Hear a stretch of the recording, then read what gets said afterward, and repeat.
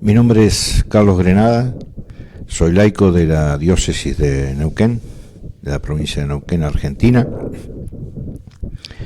y estamos haciendo este segundo video, esta segunda parte del video, para responder a los dichos del pastor Márquez, de la Iglesia Evangélica Bautista, Jesús es Rey, de Neuquén.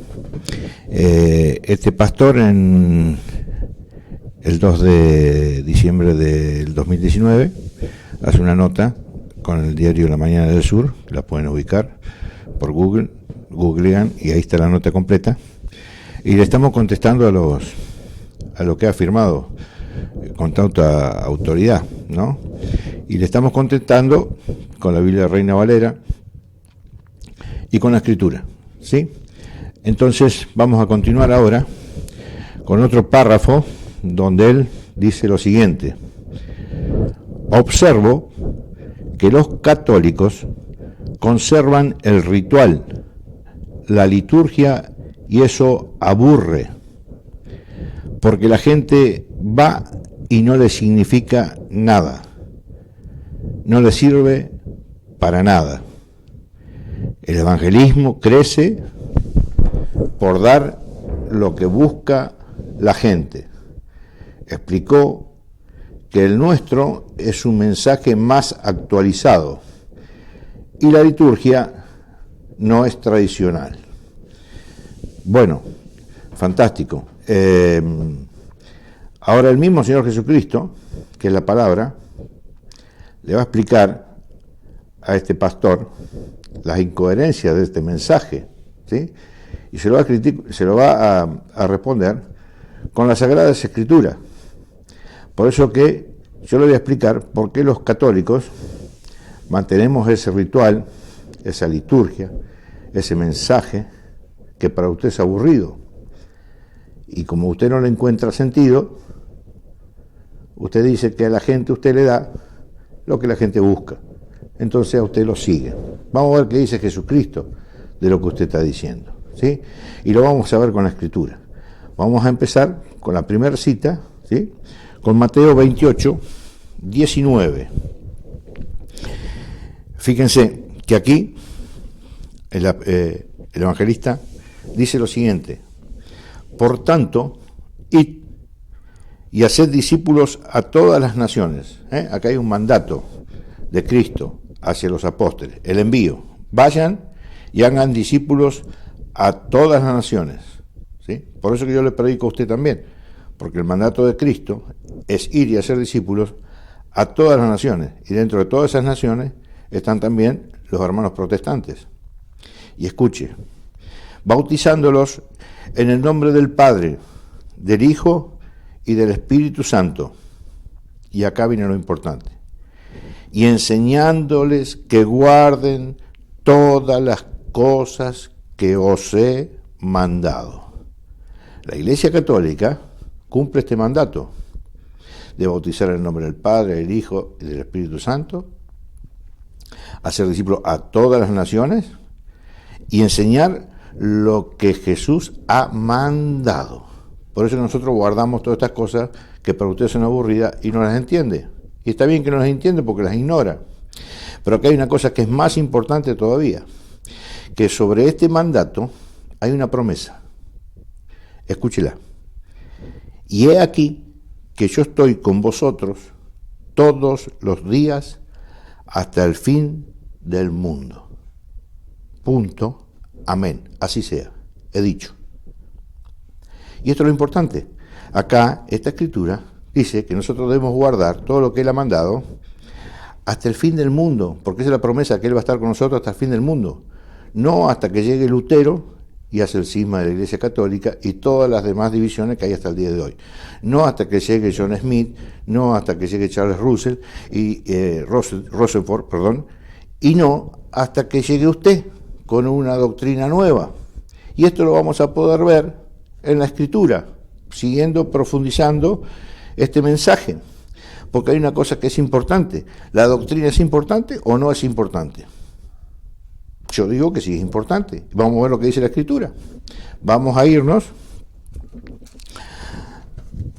a la carta, a la segunda carta de Juan,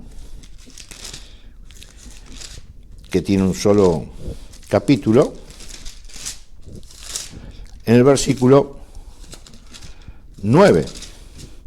Escúchelo. Dice: cualquiera que se extravía, que se pierde, que se va, y no persevera en la doctrina de Cristo. ¿Cuál es la doctrina de Cristo? Esta, la que estaban enseñando los apóstoles, la que Cristo manda a enseñar a los apóstoles, la que le acabo de leer en Mateo 28, 19 al 20. ¿Sí? Cualquiera que se extravía y no persevera en la doctrina de Cristo no tiene a Dios. La palabra es clara, y mire cómo continúa. El que persevera en la doctrina de Cristo, el católico, ese que sigue con el mismo ritual, con la misma liturgia, con el mismo mensaje de Cristo, el que no lo actualiza, el que no cambia la liturgia, el que no cambia el ritual, el que acepta los sacramentos, que es el otro punto que vamos a ver un poquito más adelante, ¿sí? Ese posee al Padre y al Hijo. Eso dice la Escritura. Y para reforzar este texto, le voy a leer otro texto, ¿sí? Nos vamos a ir a 1 Corintios, capítulo 15, versículo 1, que es clarísimo.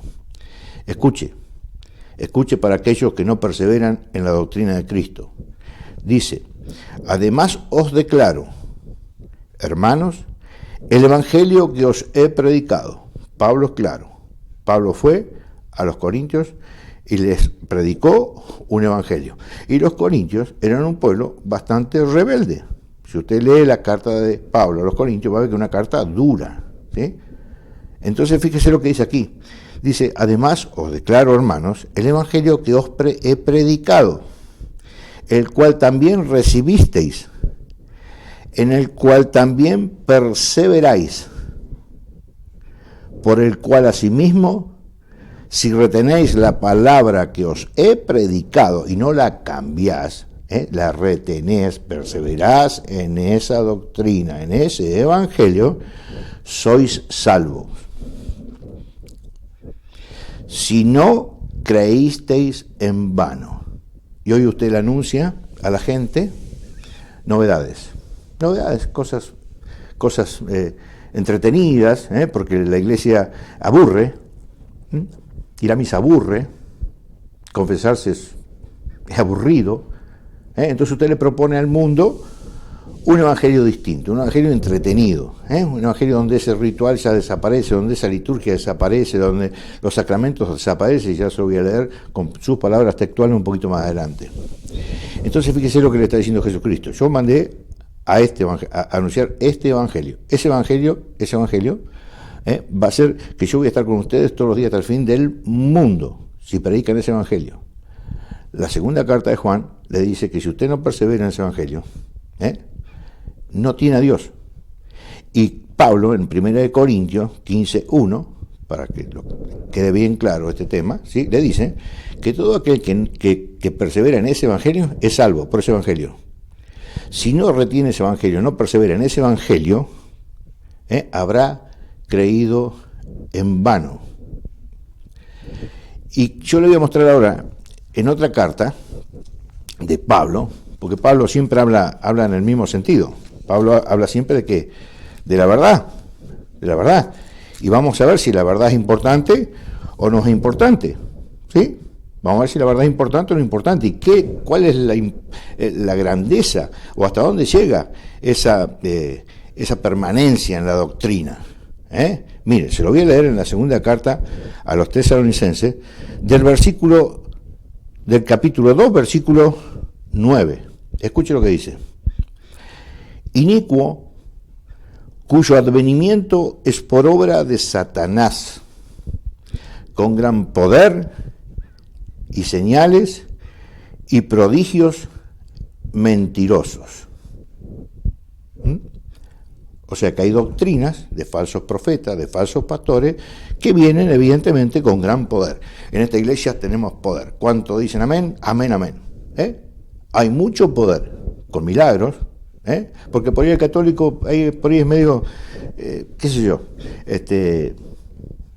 creen que solamente Jesucristo puede hacer un milagro. No, la Escritura es clara. El mismo demonio, ¿sí?, se puede convertir en un ángel de luz, allá como lo dice 2 Corintios en la carta de Pablo. El mismo demonio se disfraza de ángel de luz, y acá se lo dice claro: el inicuo, que viene por obra de Satanás, viene con gran poder, señales y prodigios mentirosos, ¿sí? Y escuche: y con todo engaño de iniquidad, para los que se pierden. ¿Y por qué se pierden? Por cuanto no recibieron el amor de la verdad para ser salvos. ¿Me entienden cómo el tema? En el primer video hablamos de esto de la salvación, de la verdad, que la iglesia salva, que la iglesia tiene la verdad. Para salvarse, tenés que estar dentro de la verdad. Entonces, todo este tipo de doctrinas de hombre, como la que usted propone, son doctrinas que están fuera de la doctrina de Jesucristo. No le tienen el amor a la verdad. Y esa falta de amor a la verdad lo lleva ¿a qué? A perder la salvación, o por lo menos a ponerla en riesgo. ¿Me entienden cómo es esto? Y se lo va a decir Jesucristo en el Evangelio de Mateo. Escuche lo que dice el Evangelio de Mateo. En el Evangelio de Mateo, Cristo va a poner las cosas en orden, porque hay veces que la gente se confunde y cree que simplemente por alguien que habla del Señor, por lugares donde tienen poder, lugares donde hay milagros, etcétera, etcétera, se cree que está Jesucristo ahí adentro. Y es una gran mentira. Y se lo va a decir la Escritura. Ya se lo vine diciendo en esta cita que le estoy nombrando. El que no permanece en la doctrina de Cristo no tiene a Dios. Si no creyó en esa doctrina, habrá creído en vano. Y si no se ha mantenido en la verdad, pierde la salvación. Y escuche cómo se lo dice ahora, en el versículo 21 del capítulo 7 de Mateo. No todo el que me dice Señor, Señor, entrará en el reino de los cielos, sino el que hace la voluntad de mi Padre que está en los cielos. Y escuche: muchos me dirán en aquel día, Señor, Señor, ¿no profetizamos en tu nombre? Y en tu nombre echamos fuera demonios, y en tu nombre hicimos muchos milagros. Parecían muy santos, una iglesia con mucho poder. Imagínense, todo el día, Señor, Señor, Señor, Jesús, Jesús, Jesús. Profetizaban en el nombre de Jesús, expulsaban demonios, hacían signos, milagros.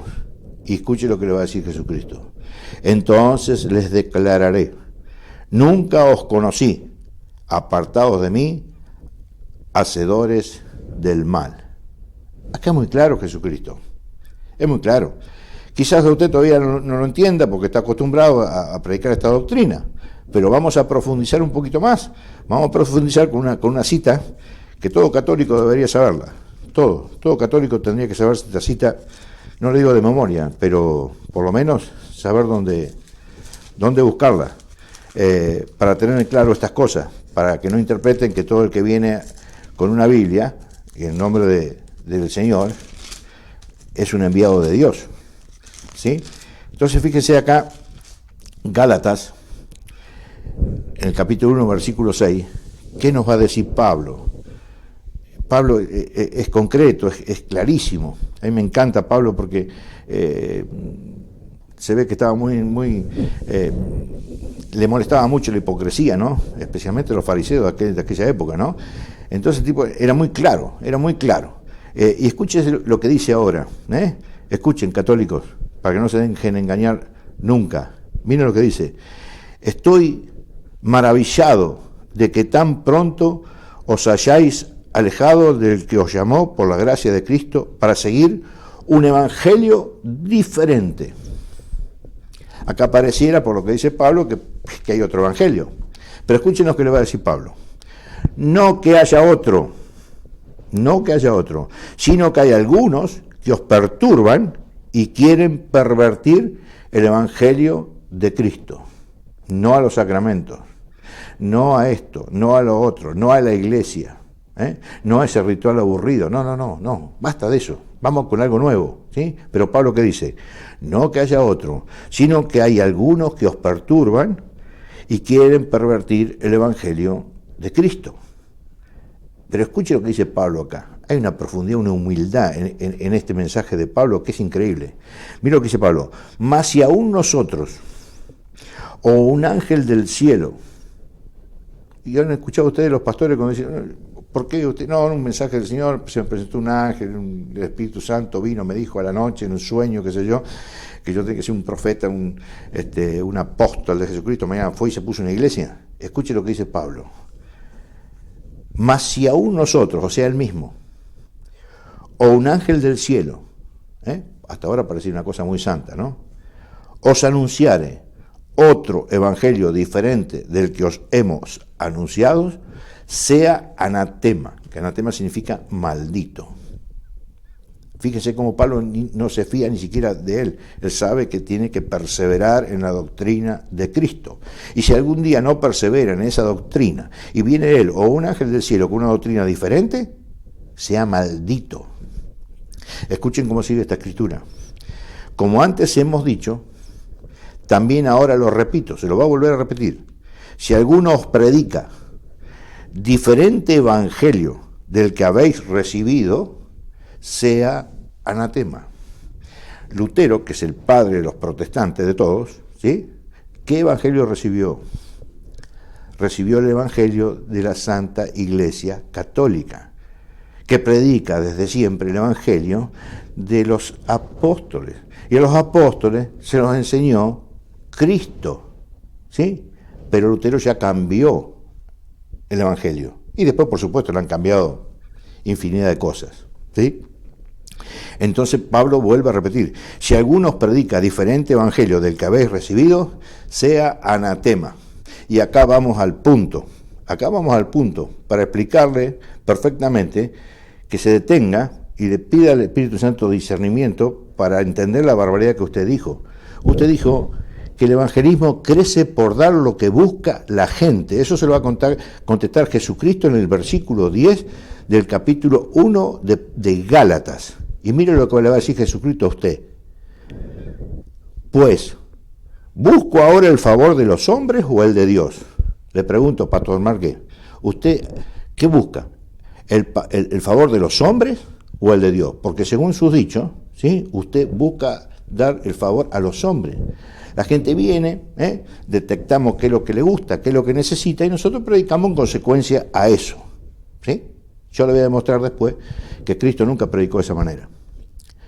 Entonces, Cristo lo interpela, la palabra lo interpela, le dice, Cristo, Pastor Márquez, ¿busca usted ahora el favor de los hombres o el de Dios? ¿O trata de agradar a los hombres? Por sus dichos, usted le agrada a los hombres. Trata de agradar a los hombres, para que se vayan de su culto, que culto entre comillas, porque no tienen sacrificio, no tienen sacerdote, o sea que de culto no tiene nada, pero en el fondo usted trata de agradar a los hombres por todo lo que usted escribe en esta nota. Y escuche, pues si todavía agradar a los hombres, no sería siervo de Cristo. La palabra es clara, muy clara. Usted quiere agradar a los hombres. Pues si agradaría a los hombres, usted no es siervo de Cristo, ¿sí? Y mire, acá hay una parte importante. Acá hay una palabra. Para mí, la persona que no predica el evangelio de los apóstoles, el que tiene la verdad en la Iglesia Católica, que es fundamento, columna, baluarte, como dicen la Biblia de ustedes, de la verdad, está predicando un evangelio diferente. Entonces hay una cosa muy clara. ¿Cómo nos damos cuenta nosotros cuando un profeta es verdadero y cuando un profeta es falso? Es muy sencillo, por los frutos, dice la Escritura. ¿Y cuáles son frutos? La palabra de Dios. Entonces, si usted lo que usted predica no está dentro de la palabra, dentro de la Escritura, ¿sí? Porque usted lo interpreta por cuenta suya y no a través de la iglesia que Cristo dejó para la interpretación correcta, ¿sabe cuál es el problema? Usted se transforma en un falso profeta. Y la Escritura es muy dura con los falsos profetas. Y yo se lo voy a mostrar en una cita del Apocalipsis. Entienda que esto no es una cuestión personal. Me estoy refiriendo a usted porque está esa nota ahí. Pero esto para la enseñanza para todo el mundo. Y si le sirve a usted, bienvenido sea. Pero hay una cita en el Apocalipsis que es muy clara, porque la Escritura es clara. Y escuche, capítulo 20, versículo 10.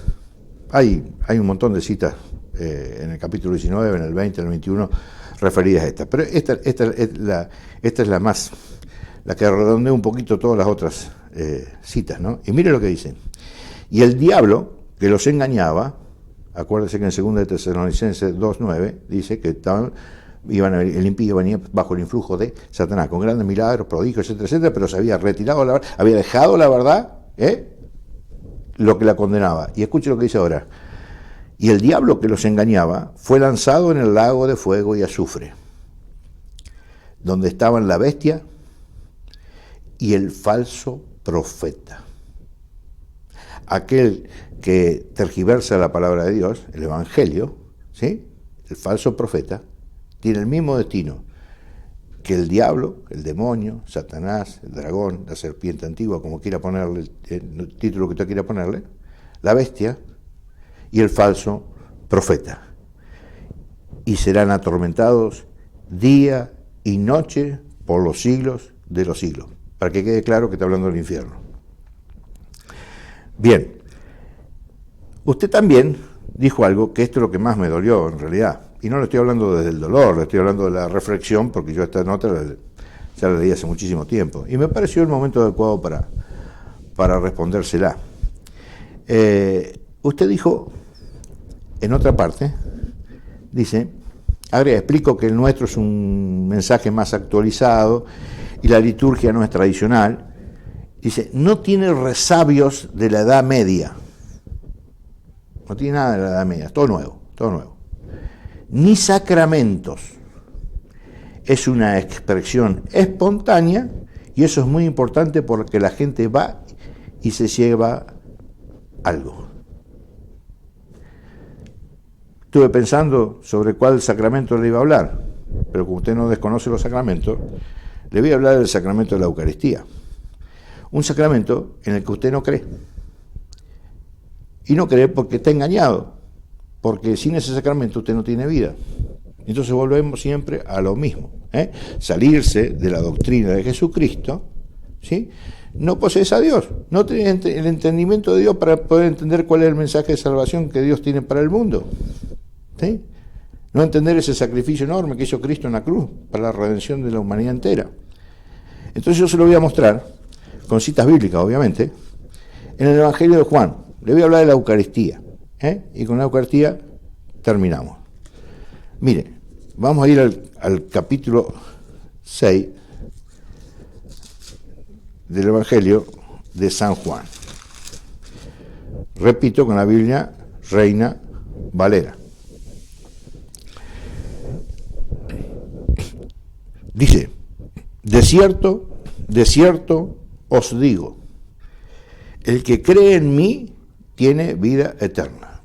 Entonces el evangélico dice, yo creo en Cristo, tengo vida eterna, gloria al Señor, aleluya. ¿Cuánto dicen amén? Amén. Vamos despacio, vámonos despacito con la escritura. De cierto os digo, el que cree en mí tiene vida eterna. Yo soy el pan de vida. Ustedes dicen que es la Biblia, el que lee la Biblia, el pan de vida, la Biblia. Vamos a ver si es así, vamos a ver si Cristo acá está hablando de comida o está hablando de lectura. Vamos a ver, vamos despacio. De cierto os digo, el que cree en mí tiene vida eterna. Yo soy el pan de vida. Y escuche, vuestros padres comieron el maná en el desierto y murieron. Desde el punto de vista de la interpretación de ustedes de este texto, parece ser que Dios, Juan estaba pensando, se disipó un poco la mente y puso ese versículo ahí porque lo quería poner. No, porque Cristo está hablando que yo soy el pan de vida. Y está hablando que allí, en el éxodo, ¿sí?, del pueblo de Israel, cuando sale de la esclavitud de Egipto y empieza a caminar el desierto, ¿cómo los alimentaba Dios? Con el pan bajado del cielo.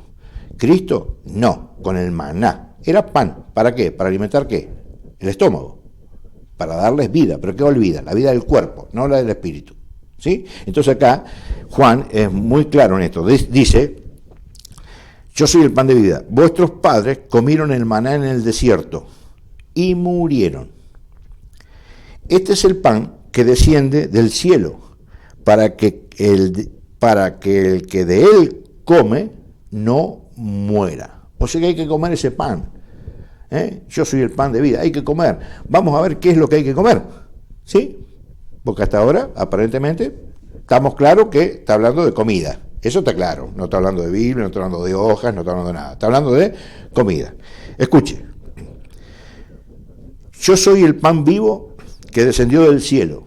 Si alguno comiere de este pan, vivirá para siempre. Y escuche, esto es importante.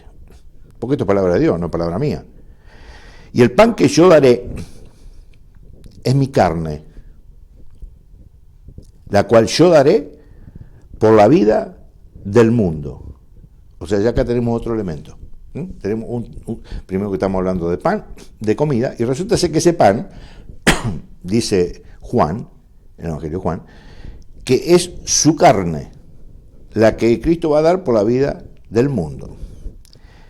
Y acá está el problema, la misma disyuntiva que tienen todos los protestantes, todos, no importa la secta que sea, la denominación que sea, no importa, escuche, mire, dice, entonces los judíos contendían entre sí diciendo, para los tiempos modernos le agregaría, entonces los judíos y los cristianos no católicos contendían entre sí diciendo, ¿cómo puede darnos a comer su carne? No lo entendían, como tampoco lo entiende usted, porque eso se cree por fe, a la palabra, a la escritura. Escuche, Jesús les dijo, de cierto os digo, de cierto les digo, mire muchachos, esto es así, de cierto os digo, si no coméis la carne del Hijo del Hombre y bebéis su sangre, no tenéis vida en vosotros. Si usted no come el cuerpo y la sangre de Cristo, no tiene vida en usted. Así es fácil. ¿Usted qué dicen?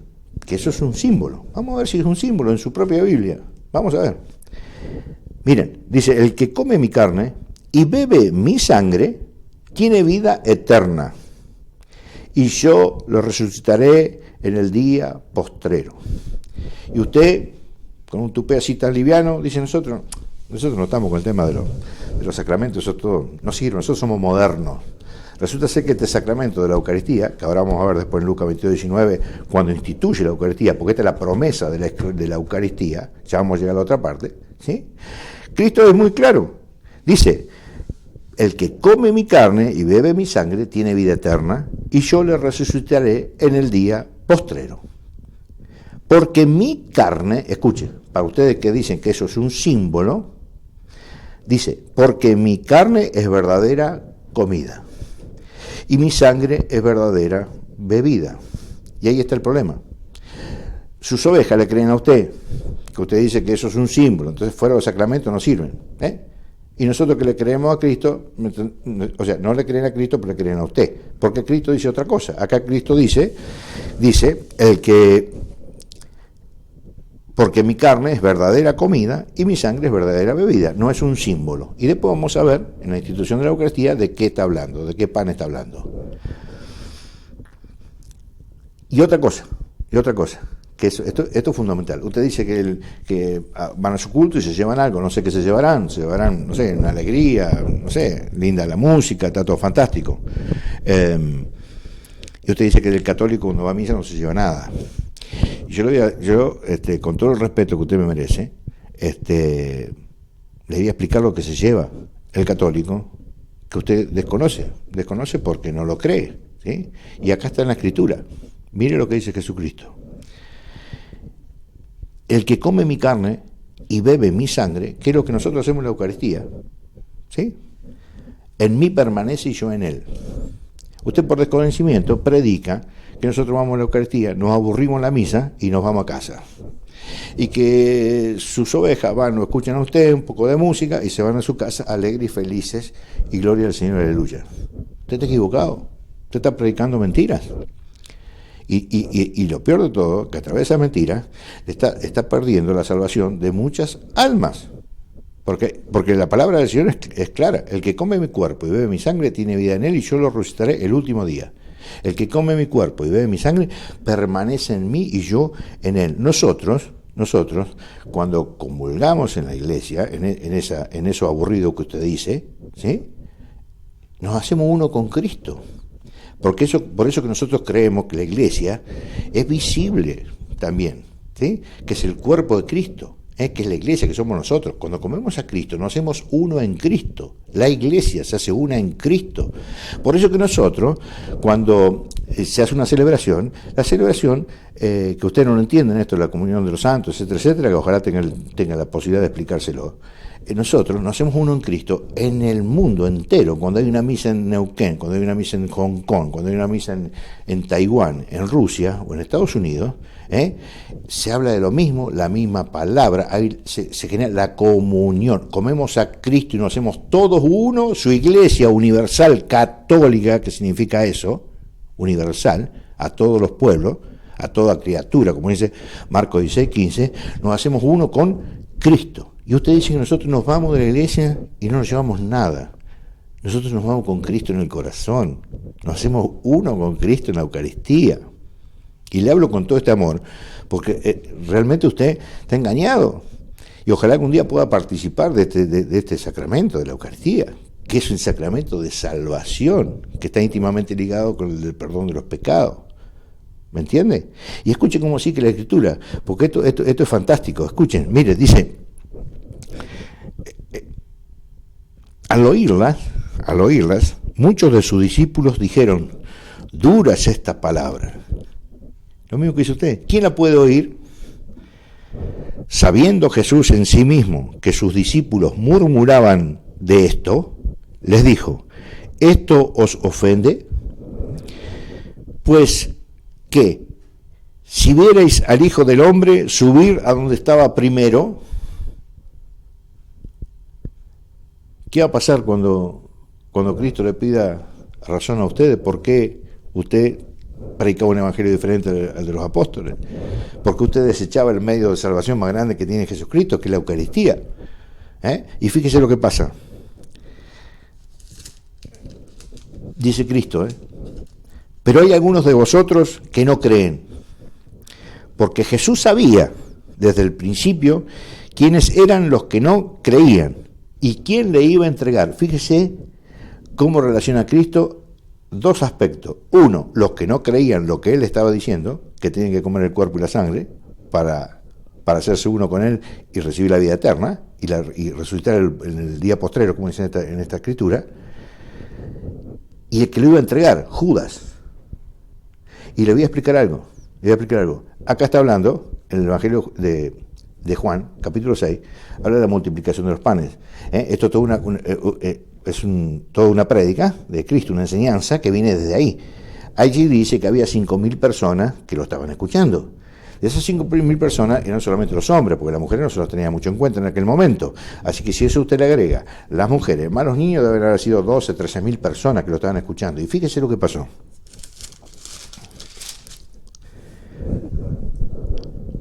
Desde entonces, muchos de sus discípulos, de estos que estaban escuchando al Señor, volvieron atrás y ya no andaban con Él. Se fueron.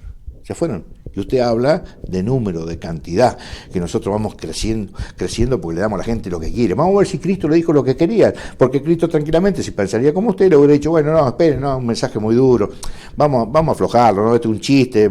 No, la palabra de Dios es actual, siempre es actual. Entonces escuche lo que dice. Desde entonces muchos de sus discípulos volvieron atrás y ya no andaban con él. Y esto se lo dejo para que lo piense. No es coincidencia de que este sea el capítulo 6, versículo 66 de la Escritura. La marca del anticristo. ¿Qué significa anticristo? Un chico, todas esas películas. No. Anticristo es aquel que ya no está con Cristo. Y acá es muy claro. A partir de ese momento, muchos de sus discípulos ya no andaban con él. No andaban con él porque no querían aceptar la palabra que Cristo le estaba diciendo. ¿Y se habrá preocupado Cristo? No, no se vayan, quédense algunos. No, esto no es una cuestión de número, porque acá el que se dona es Cristo, no nosotros. Es Cristo el que se dona. Y escuche lo que dice acá. Dijo entonces Jesús a los 12, se había quedado con los 12 discípulos, y uno que lo iba a entregar. Mire, dijo entonces Jesús a los 12, ¿queréis acaso iros también vosotros? No les dijo, che, muchachos, quédense, porque si no me voy a quedar solo. No, dijo, ¿ustedes también se quieren ir? Y miren lo que respondió Simón Pedro. Señor, ¿a quién iremos? Yo hago esa pregunta.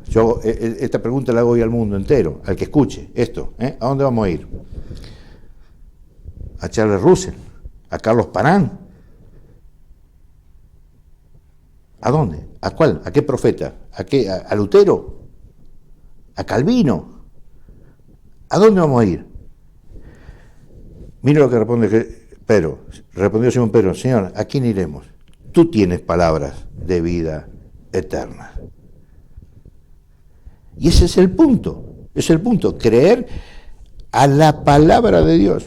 Ustedes dicen que creen en Cristo, sí creen en Cristo, pero no le creen a Cristo, porque Cristo dijo, el que coma este cuerpo y bebe mi sangre, tiene vida eterna y yo lo resucitaré el último día. Y ahora vamos a ver el Evangelio de Lucas 22, 19, donde Jesucristo le va a decir perfectamente cuál es el significado de ese pan, que ya dijo, obviamente, que era su cuerpo, ¿no? Y su sangre. Miren, en el capítulo 22, versículo 19, está en la institución de esa Eucaristía, de ese sacramento que usted dice que ya eso es antiguo, eso ya no va más, es una cosa vieja. Nosotros ahora estamos en otra onda, tenemos más onda, hay más alegría, etcétera, etcétera. Esos rituales no sirven, vamos a ver si no sirven. Escuche, dice, tomó el pan, dio gracias y lo partió y les dio diciendo, ese pan, esa hostia que ustedes dicen que es un símbolo, que no existe, es una pavada. Esto es mi cuerpo, mi primera persona, como dice ya con 16, 18 cuando lo pone a Pedro como jefe de la iglesia, mi iglesia. Entonces Pedro eso edificaré mi iglesia. Acá es lo mismo.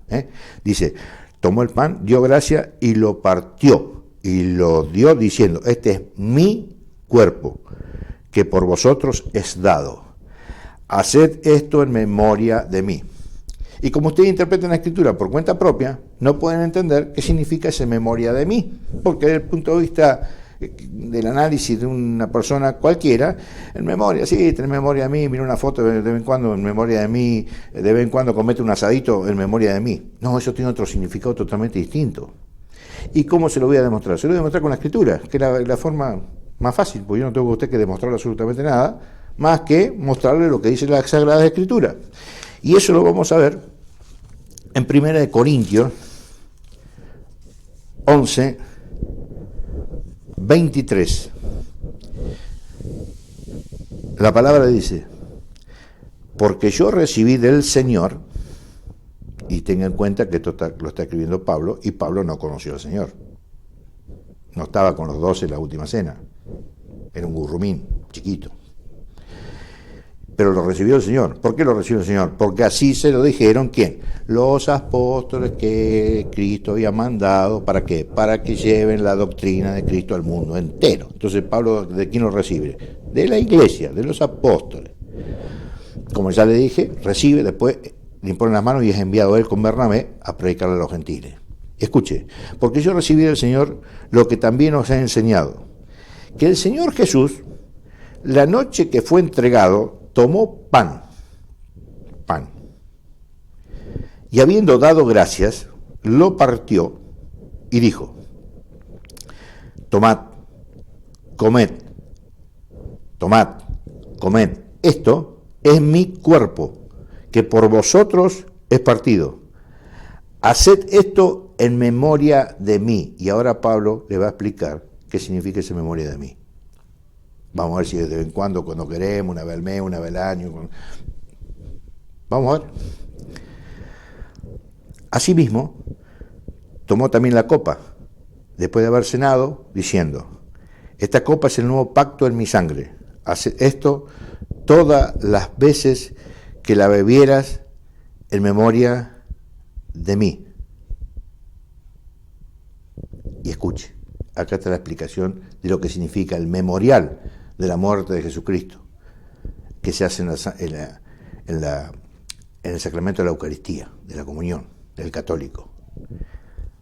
Así pues, todas las veces que comieres de este pan y bebieres esta copa, la muerte del Señor anunciás hasta que Él venga, no hasta que un pastor evangélico se le venga en gana a decir hasta acá seguimos con la Eucaristía y acá no seguimos porque no. Y ese que se le antojó eso fue el Lutero, y a partir de ahí, con todas las modificaciones que ha habido, todas las sectas protestantes. Pero la palabra del Señor dice una cosa muy clara. Dice, así pues, todas las veces que comieres este pan y bebieres esta copa, la muerte del Señor anunciáis hasta que Él venga. No hasta que venga alguien y diga esto no va más. ¿Se da cuenta por qué la Iglesia persevera en ese ritual aburrido que usted dice que es aburrido? Para mí no es aburrido. Yo voy a misa con una alegría total y salgo con Cristo. Me hice uno con Cristo y con toda mi Iglesia católica, apostólica, rumana, la Santa Iglesia Católica. ¿Me entiende? Entonces, ahí está el punto, en perseverar. Por eso que nosotros tenemos ese ritual tan aburrido, por eso nosotros tenemos esa liturgia que usted no entiende, ¿sí? Por eso que nosotros no necesitamos actualizar absolutamente nada. Nosotros lo único que tenemos que hacer es escuchar la palabra de Dios y hacer la voluntad de Dios. Y con esto vamos terminando. Me gustaría explicarle varias otras cosas más, pero usted también en un lugarcito, ¿sí?, dice esto: no hacemos diferencia entre el clero y los laicos, ni usamos toga o sotana para marcar que unos son santos y otros gente común. Esto no se lo voy a explicar, se lo voy a dejar en la Biblia para que usted lo lea, es suficiente con eso. La explicación de esto, que hay una diferencia entre el laico y el sacerdote, porque el sacerdote es santo y el laico no es santo, no sé de dónde lo sacó. Eso ni siquiera está en la Biblia, pero sí le voy a decir lo que está en la Biblia, y no lo voy a explicar, se lo digo por la cita, Hebreo 5:1 en adelante. Ahí se va a dar cuenta usted, ¿sí?, quién es un sacerdote, para qué sirve un sacerdote, y se va a dar cuenta usted que un sacerdote es tan pecador como yo. Así de sencillo. Búsquelo si le interesa, si quiere buscar la verdad. Y después le voy a decir otra cosa. Esto de la sotana, etcétera, etcétera, etcétera, que usted habla, se puede informar, puede ir a Éxodo 28 y leer todo el capítulo de Éxodo 28, y ahí va a estar usted, va a encontrar la explicación de por qué nuestros sacerdotes se visten como se visten.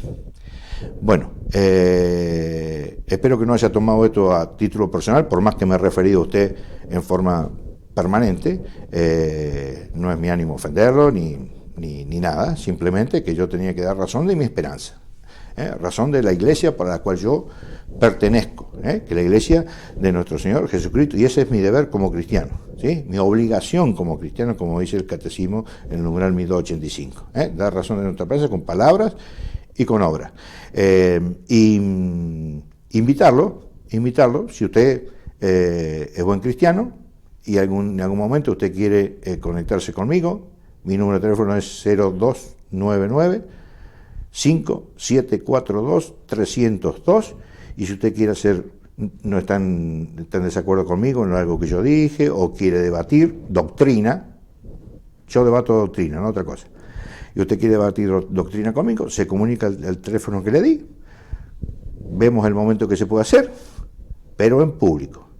Esto no es una cuestión personal, porque acá yo no estoy peleando contra usted, ni mucho menos. Yo acá estoy exponiendo la doctrina de la Iglesia Católica. Entonces, si a usted le parece bien y lo acepta y lo quiere, vemos, ponemos condiciones, ponemos más que condiciones, ponemos un pequeño reglamento para que eso se lleve adelante con amor, porque los cristianos nos amamos.